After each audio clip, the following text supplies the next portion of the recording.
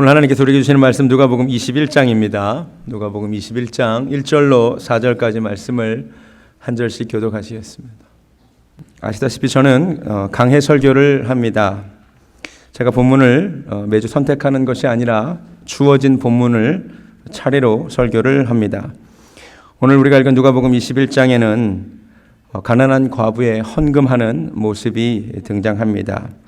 그렇다면 저는 오늘 헌금에 대한 설교를 할 수밖에 없습니다.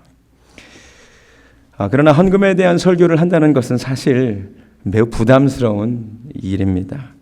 그러나 제가 이 본문을 가지고 헌금에 대해 설교하지 않는다면 저는 가짜입니다. 오늘 주어진 말씀에 근거하여 하나님 음성 듣기를 원합니다. 요새 한국 교회는 헌금에 대해 설교하면 이상한 목사고 헌금을 이야기하지 않으면 깨끗하고 개혁적인 목사라는 아주 잘못된 패러다임이 들어와 있습니다. 이것을 깨야 됩니다. 우리 성경에 있는 것을 그대로 받아들이기를 원합니다. 놀라운 사실, 제가 설교를 준비하다가 알게 되었습니다. 최근에 이 본문을 가지고도 오히려 헌금을 비판하는 설교가 인기가 있다는 것을 알게 되었습니다. 이 중에서도 유튜브 설교 즐겨 들으시는 분들은 아마 아실 겁니다. 사실 이 본문은 지난 2000간 예외 없이 과부의 헌신이라는 이름으로 아름다운 하나님께 드린 이 모습을 참 귀하다라고 받아들인 본문인데, 최근 들어 특별히 한국 교회의 몇몇 개혁적이고 젊은 목사라는 분들이 이 본문을 이렇게 설교하고 이 해석을 매우 많은 사람들이 좋아합니다. 이분들이 이걸 어떻게 해석하느냐, 바로 위 20장 47절을 한번 보시기 바랍니다. 제가 이 이야기를 먼저 언급하는 이유는 생각하는 것보다 훨씬 더 이런 식의 해석들이 인기가 있기 때문입니다. 20장 47절이 이렇게 끝납니다. 서기관들을 비판하면서 그들은 과부의 가산을 삼키며 외식으로 길게 기도하니 그들이 더 엄중한 심판을 받으리라 하시니라. 바로 20장에서 주님이 서기관들을 비판하는 이야기를 하셨습니다. 여러 가지를 하셨죠. 그들이 긴 옷을 입고 다니는 것을 좋아하고 잔치의 윗자리에 앉기를 좋아하고 또 과부의 가산을 삼키는 자들이다, 이런 얘기를 했어요. 이분들이 이거를 주목하는 거예요. 주님이 서기관들이 과부의 가산을 삼키는 자들이라고 설교를 하시지 않았느냐. 그리고 그 다음에 등장하는 장면이 바로 다름 아닌 부자의 헌금과 과부의 헌금이 나오는 거잖아요. 사실 두 개 그렇게 직접적인 상관관계는 없음에도 이분들 이걸 주목해서 봐라, 예수님이 왜 이 얘기를 하셨겠느냐. 지금 이 과부의 헌금하는 모습은 전혀 아름다운 행위가 아니고 착취당하는 현장이다. 서기관들의 그 가르침에 속아서 미련하게 자신의 재산을 바치는 광경이다, 이렇게 해석을 합니다. 기발하죠? 이렇게 설교하는 목사들이 굉장히 자신들이 대단히 개혁적이고 기발한 개혁적인 설교를 한다고 생각합니다. 이런 식의 설교가 전통적인 견해를 반박하게 즐겨하는 성향을 가진 사람들, 진보적이고 개혁적인 입장을 가진 사람들, 특별히 오늘날 기성교회의 헌금 강요에 신물이 난 분들에게 많은 환영을 받습니다. 그런데 문제는 성경이 정말 그렇게 이야기하고 있느냐는 것입니다. 오늘 보면 어디에 주님이 이 과부가 어리석게도 서기관들의 잘못된 가르침에 속아 자기 전 재산을 착취당하고 있다고 이야기하고 계십니까? 주님은 내가 진실로 진실로 너에게 이르노니 오히려 다른 모든 사람들보다 이 과부가 많이 넣었다고 칭찬하지 않으셨습니까? 오늘 보면 어디에 주님이 과부의 행위가 미련하다고 이야기하고 있습니까? 여러분, 제발 혹한 설교에 혹하지 않으셨으면 좋겠습니다. 프레시한 인사이트를 저도 원합니다. 그러나 어디까지나 본문에 근거한 해석이어야만 합니다. 할렐루야. 또 하나 최근에, 이건 진짜 최신이에요. 진짜 최신에 나온 기반한 해석이 있습니다. 근데 이 설교도 사람들이 너무 좋아합니다. 이분은 얼마나 더 나갔냐면 이 과부의 이 헌금 행위를 사회 경제적인 저항으로 해석을 합니다. 그 이유는 뭐냐? 이 과부가 랩돈을 바쳤죠. 랩돈이 이렇게 생겼답니다. 랩돈 한번 보여주시기 바랍니다. 랩돈에는 이렇게 배 모양이 그려져 있습니다. 지난주에 제가 당시 로마 시대에 통용되던 화폐인 데나리온을 보여드렸죠. 데나리온 기억나십니까? 이렇게 생겼었습니다. 가이사의 형상이 들어있죠. 당시 성전에 많이 내던 헌금 화폐는 세겔이었습니다. 왜 성전 세 냈다 그랬잖아요. 세겔도 어떻게 생겼냐, 이렇게 생겼습니다. 데나리온과 세겔의 공통점이 있는데 다 무슨 형상이 새겨져 있습니까? 황제의 형상이 새겨져 있습니다. 근데 아까 랩돈 다시 보여주시기 바랍니다. 랩돈에는 황제의 형상이 없잖아요. 이거에 근거해서 몇 학자들이 또 자기들이 대단히 기반한 설교를 한다고 이렇게 얘기합니다. 거 봐라. 이 여자가 왜 랩돈을 바쳤겠느냐. 로마의 황제의 화상이 새겨진 그 화폐를 바치기 싫고 로마의 황제의 얼굴이 없는 그런 화폐를 바쳤고 이거는 저항의 상징이다. 막 박수칩니다. 기발하죠. 그래서 이 로마 식민 통치에 저항하는 상징으로 하나님께 이 화폐를 드렸다. 대단히 기발한데 성경에 그런 얘기가 어디 있어? 주님이 지금 봐라 이 여인이 황제의 얼굴이 새겨진 화폐가 아니라 배 모양이 그려진 두 랩돈 바쳤다고 칭찬하셨어요? 성경 그대로 읽자고요. 가장 가난해서 그 당시 통용되는 화폐 중에 제일 가치가 낮은 화폐를 드린 것뿐이죠. 오늘날 드리면 그냥 센트 드린 것뿐이죠. 여러분 제발 속지 마세요. 이런 식의 설교들에 너무나 현혹이 되셔가지고 오염이 많이 되셨어요. 그러지 마시고 우리가 어떤 본문이든 본문이 의도하는 것 바깥으로 넘어가지 않기를 원합니다. 오늘 본문은 편견 없이 정직하게 읽어보십시오. 주님은 지금 헌금 얘기를 분명히 하십니다. 주님은 헌금 생활에 관심이 있습니다.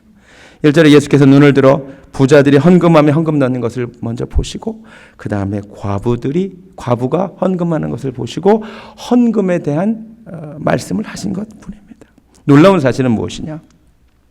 오늘 이 가르침은 주님이 십자가에 달리시기 전 성전을 떠나시기 전에 하신 마지막 가르침이라는 것입니다. 성전에서 주님이 여러 가르침을 하셨는데 마지막 가르침은 헌금이었습니다. 마가복음 한번 가보시겠습니다. 마가복음 12장.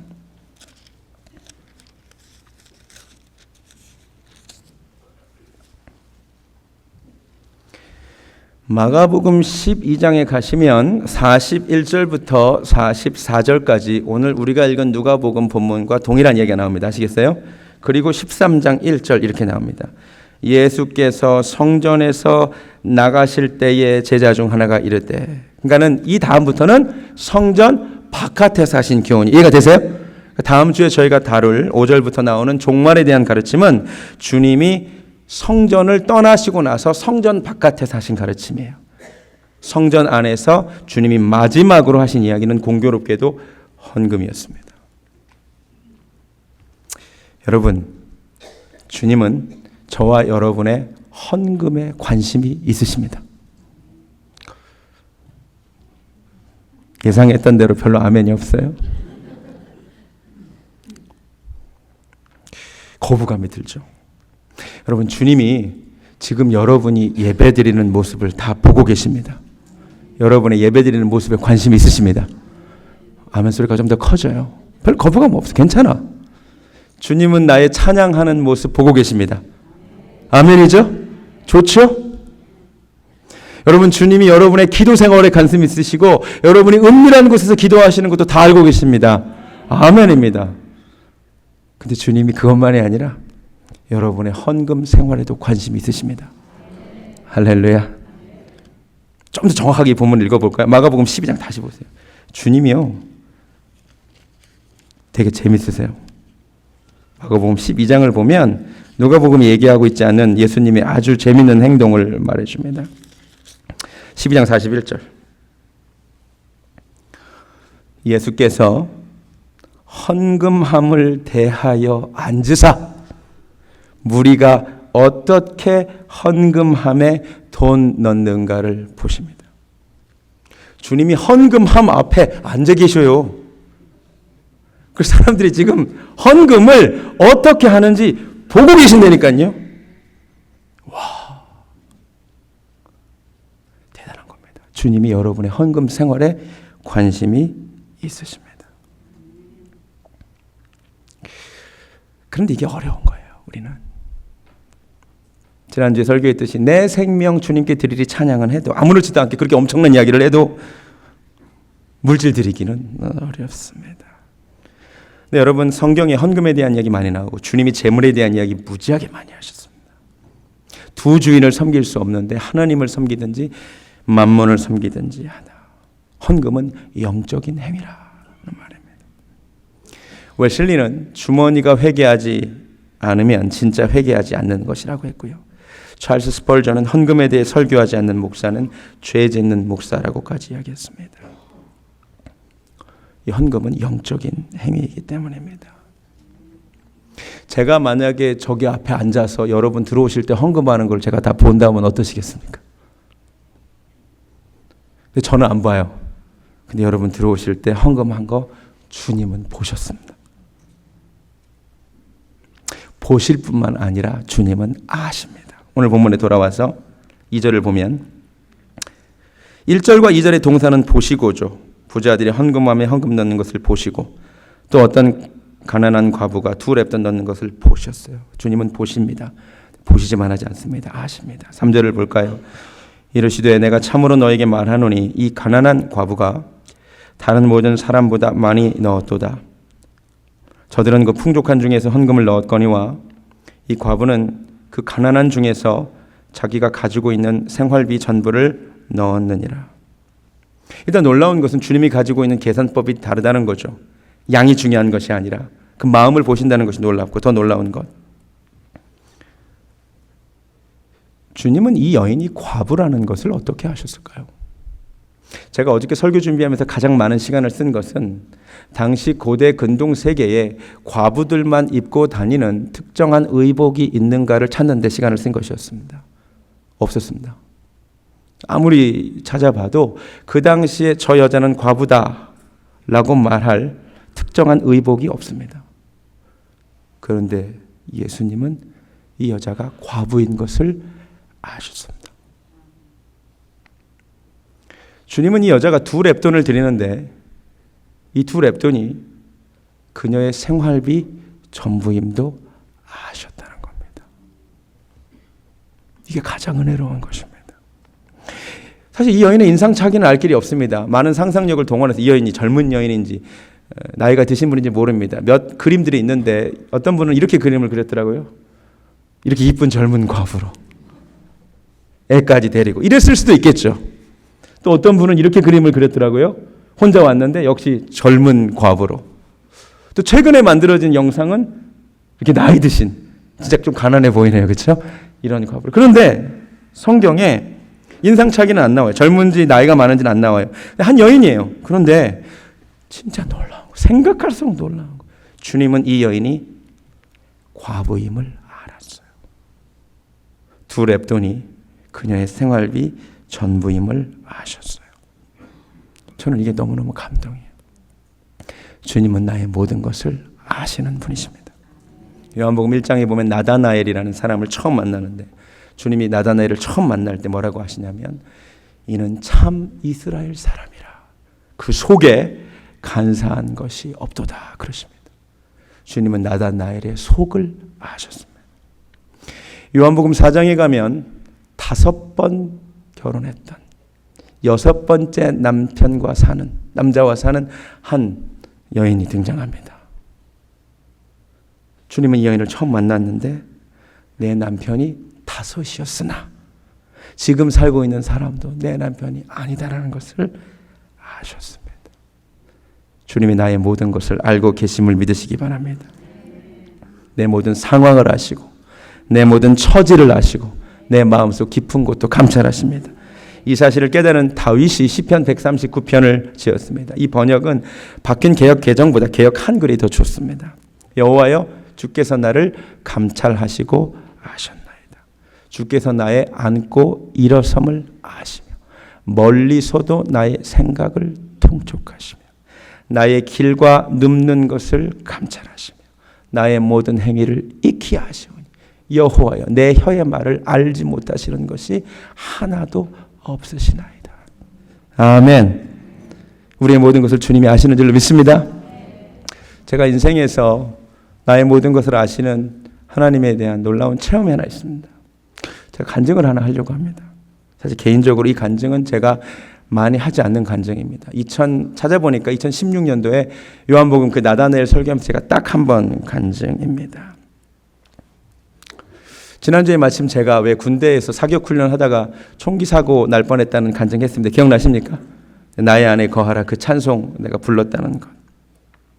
2012년도에 LA에서 저희 교단 2세 사역자 컨퍼런스가 있었습니다.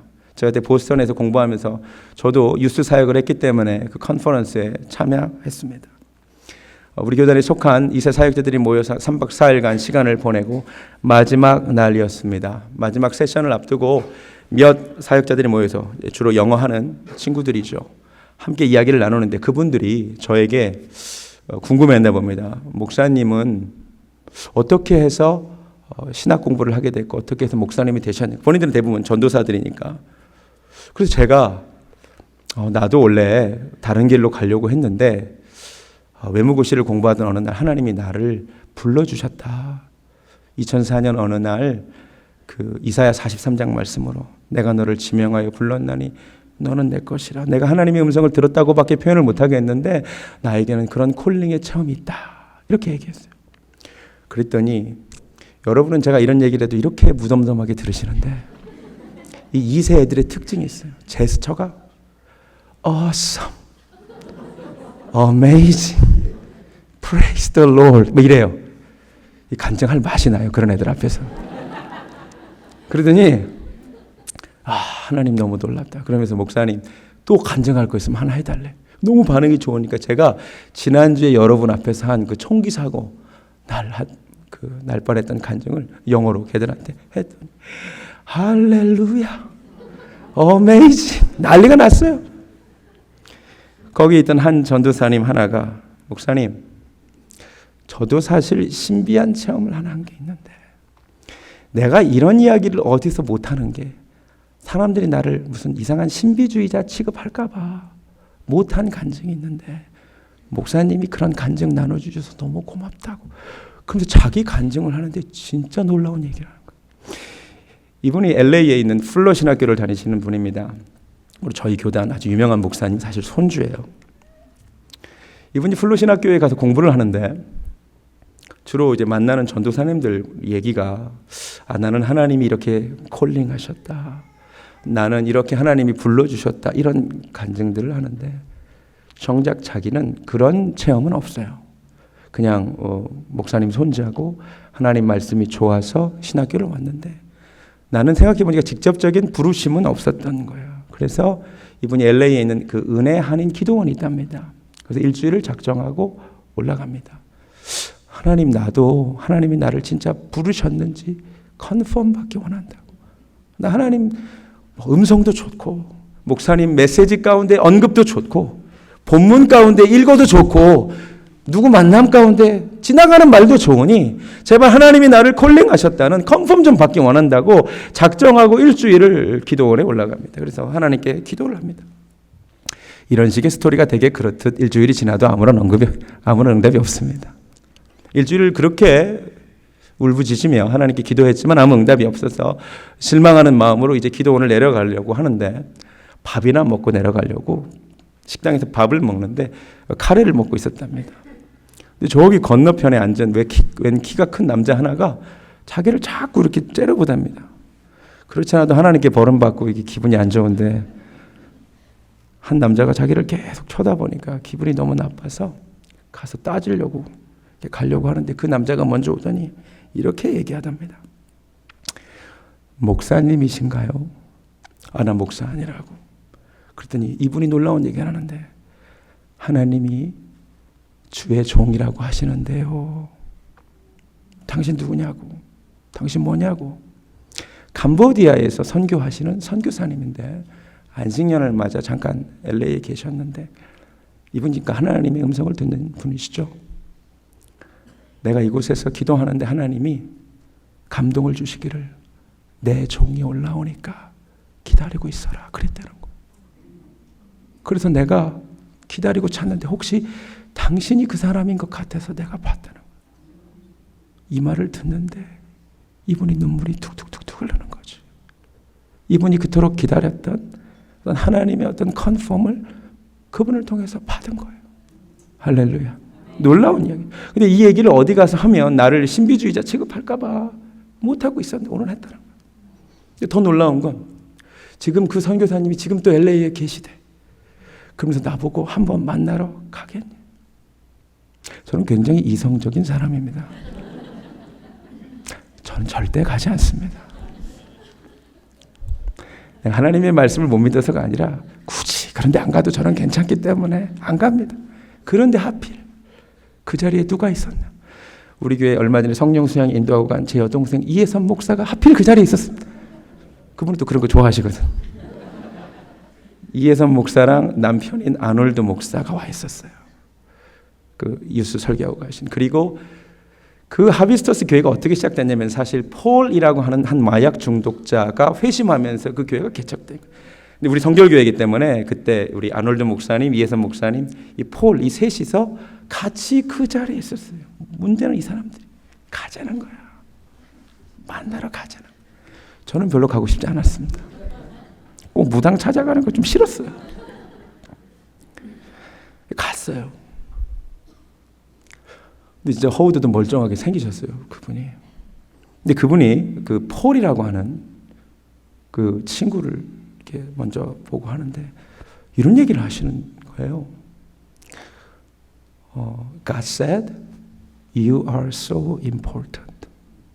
하나님 말씀하시기를 너는 참 소중한 존재. 사실 저에게 그런 말은 별로 그렇게 대단한 감동을 주지 않는 이야기입니다. 근데 얘가요, 그 말을 듣더니 닭똥 같은 눈물을 펑펑 흘리는 거예요. 막 울어. 그리고 나서 하는 얘기가 자기를 평생 짓누르는 생각이 나는 이 땅에 쓸모없는 존재라는 거야. 내가 왜 이 세상을 살아가는가? 존재 이유가 무엇인가? 그래서 마약에 빠졌던 건데 오늘 처음 만난 선교사님이 하나님이 말씀하시기를 너는 소중한 존재야. 그러니까 얘가 막 우는 거예요. 저는 정신을 똑바로 차리고 있었습니다. 제가 하나님이 말씀하실 수 있음을 못 믿어서가 아니라 영을 다 믿지 말고 분별하라 그랬기 때문에 저는 분별하려고 가만히 있었습니다. 저하고 대화를 하는데 제가 뭐 시간이 많지 않아서 간증을 줄이면 저한테도 하나님께서 목사님에게는 참 그 티칭의 은사를 주신 것 같다고, 가르치는 은사를 주신 것 같다고. 그런 것 같나요? 감사합니다.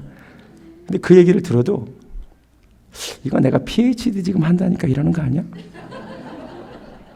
이런 생각도 얼마든지 가능한 거거든요. 그 하나님이 목사님 사랑하시고 너는 나의 용사라. 근데 이런 이야기들이 얼마든지 그냥 할 수 있는 이야기들이에요. 물론 하나님께서 주시는 말씀일 수도 있지만 제가 굉장히 경계하면서 있었어요. 그래서 제가 좀 이렇게 이러고 있으니까 그분이 목사님 하나님께서 찬송을 하나 주시는데 찬송 하나, 찬양 하나 불러드려도 되나요? 제가 고개를 숙이고 하시라고 그랬어요. 고개를 푹 숙이고 있는 저에게 이분이 어떤 찬양을 하느냐. 나의 안에 거하라. 나는 내 하나님이니 모든 환난 가운데 너를 지키는 자라. 그 찬양을 부르는 거예요. 내가 그때부터 내 눈에서도 눈물이 떨어지기 시작했어요. 그 찬양은 저에게 특별한 의미가 있는 찬양이었습니다. 바로 오기 전에 내가 사역자들 앞에서 했던 간증이에요. 근데 그 찬양을 부르는 거예요. 내가 너를 지명하여 불렀나니 너는 내 것이라. 그게 이사야 43장 말씀이었습니다. 그날의 그 신비한 체험을 제가 잊을 수가 없습니다. 여러분, 하나님은 나의 모든 것을, 모든 상황을 아심을 믿으시기 바랍니다. 내 마음속 전부를 다 아시는 주님이세요. 본문으로 돌아오겠습니다. 이제는 예수님이 아닌 이 여인에게 한번 집중해 보겠습니다. 이 여인은 두 렙돈이요 가지고 있었고 이 돈이 생활비 전부였습니다. 이 두 렙돈 전부를 그리고 하나님께 드렸습니다. 왜 다 드렸을까요? 솔직히 내가 가진 게 렙돈 2개가 전부면 하나만 드려도 되는 거 아니에요?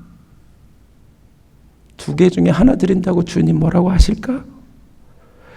2개가 생활비 전부인데 하나 드리면 주님이 저 여인은 생활비의 절반을 드렸다고 안 하셨을까? 왜 그런데 굳이 2개를 다 드렸을까? 이동원 목사님이 책에서 이렇게 쓰셨는데 참 탁월한 생각이라 여겨져서 옮깁니다. 이 여인이 2 랩돈 중 하나만 넣었더라도 주님은 만족하시고 기뻐하시고 칭찬하셨을 것이다. 그러나 만약 2 랩돈 중 하나만 드렸다면 이 여인은 만족하지 못했을 것이다. 이 마음이 우리 신앙 선조들의 마음이다. 무슨 얘기냐?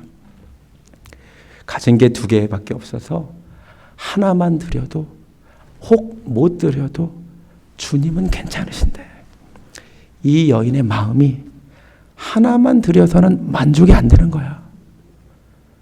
내가 가진 게 2개의 랩돈밖에 없지만 랩돈 하나 들어가지고는 내 마음이 만족이 안 돼서 2개를 드릴 수밖에 없었다는 거예요. 이해가 되세요? 오늘 본문을 통해 여러분이 봐셔야 될 것은 헌금의 액수가 아닙니다. 내게 이 마음이 있느냐 것입니다.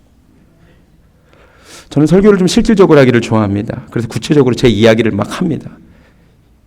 이게 의도하지 않은 막 부작용이 있기도 하지만 또 그렇게 하실 분은 알아서 하십시오. 지난주에 텍스 리턴을 받았습니다. 애가 넷이니 텍스 리턴이 참 좋습니다.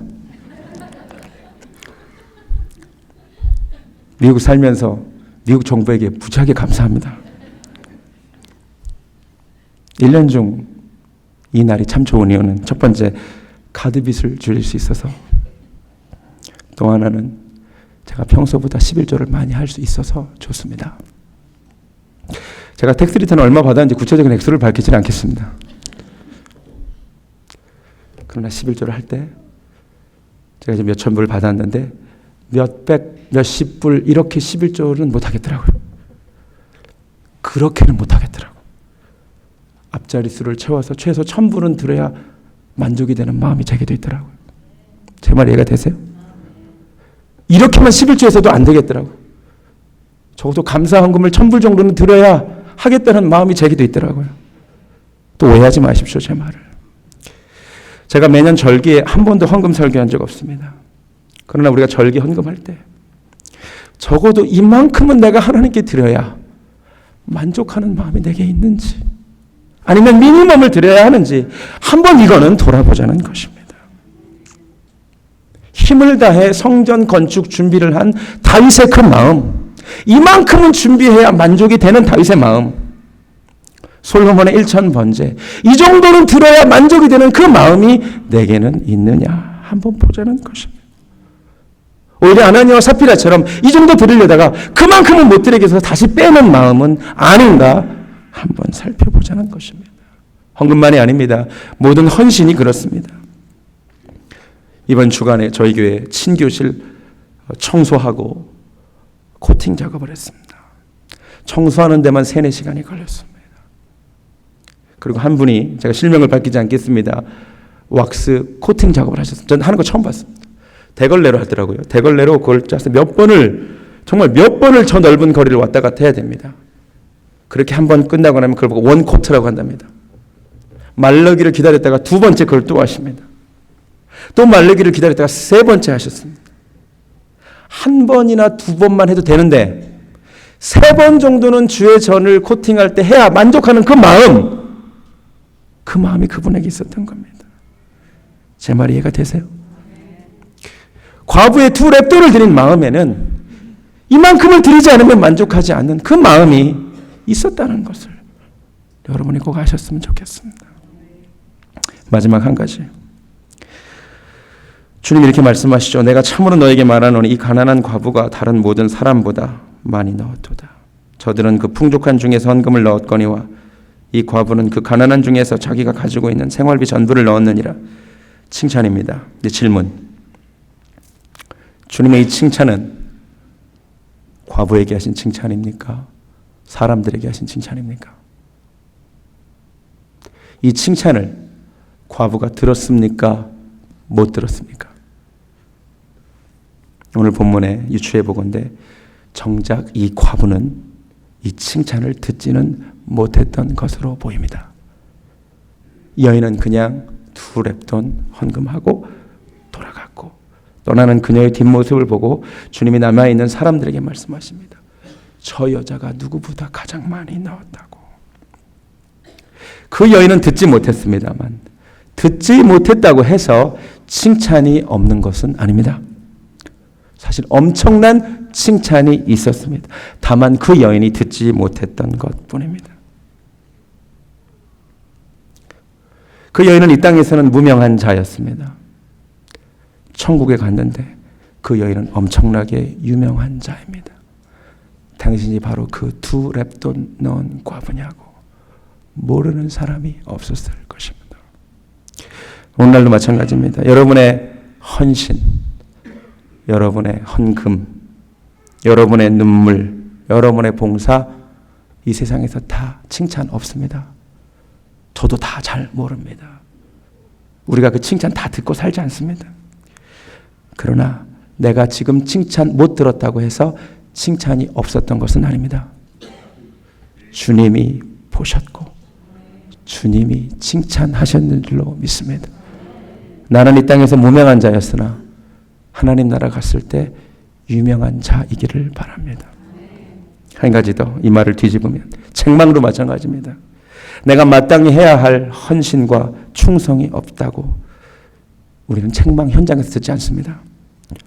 내가 듣지 않는다고 해서 그러나 책망과 탄식이 없는 것은 아닙니다. 어쩌면 하나님이 여러분을 보시고 책망과 탄식하고 계시는지도 모릅니다.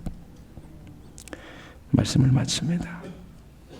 내 모든 것을 아시는 주님, 내 마음속 깊은 곳을 아시는 주님, 우리 주님을 사랑하는 자들 되기를 원합니다. 누가 보든 보지 않든 사랑하는 마음으로 주님을 섬겨서 이 땅에서 무명한 자로 살다가 천국에서 유명한 자 되기를 정말로 원합니다. 찬양하겠습니다.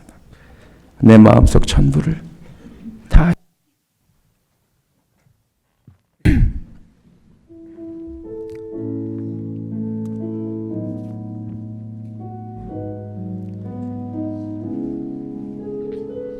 내 마음속 전부를 다 아시는 주님, 가사를 보여주시기 바랍니다. 내 마음속 전부를 다 아시는 주님, 나 당신께 숨길 것 하나 없네.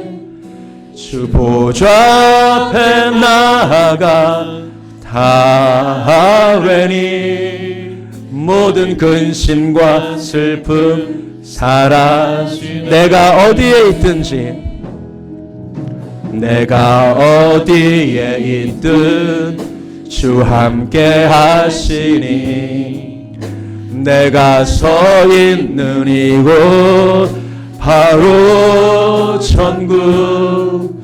주 보좌 앞에 나아가 나 절하니 주의 은혜와 사랑 넘쳐. 주 내 맘에 늘 계시고 주 내 맘에 늘 계시고 나 주 안에 늘 거하니 놀랍습니다. 놀라운 사랑, 그 사랑 앞에 나 나아가 목소리 높여. 우리 한 번 더 찬양합시다. 내 마음속 전부를 다 아시는 주님, 내 마음속 다 아십니다. 다 아시는 나 당신께 숨길 것 없습니다. 당신께 숨길 것 하나 없네.